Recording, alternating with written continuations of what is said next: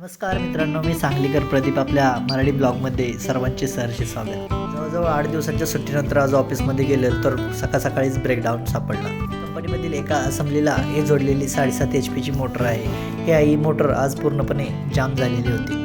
तब्बल 10 ते 20 सेकंद चालल्यानंतर ही मोटर बंद पडायची. या मोटरसाठी टोटल 8.5 ते 7 अँपिअरपर्यंत करंट लागायचा, पण ही मोटर आज 40 अँपिअरपर्यंत करंट घेत होती आणि जास्त लोडवर येऊन लगेच बंद पडत होती. आपल्या डेली रुटीनप्रमाणे मोटर चेक करण्यासाठी काम चालू केलं. मोटरचे बेल्ट काढल्यानंतर तिचा करंट पाहिला.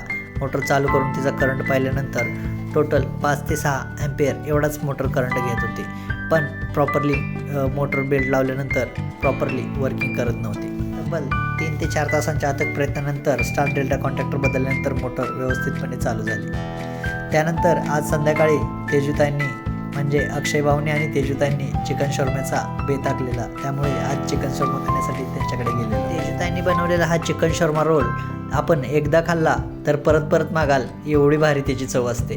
खूपच छान बनवते ती. आता तुम्ही म्हणाल हा चिकन शॉर्मा रोल बनवण्यासाठी काय काय लागतं, तर मैद्याचं पीठ, मऊ चिकन, मेयोनीज, टोमॅटो सॉस आणि कांदा, हे सर्व पदार्थ असले की एक नंबर असा भारी रोल बनतो ना, बोलायचं कामच नाही. अशा प्रकारे आज तेजताईने आमंत्रण दिलं आणि त्या आमंत्रणाचा मान राखून आज अक्षय भाऊंकडे गेल्यानंतर पार्टी मात्र खूपच छान झाली.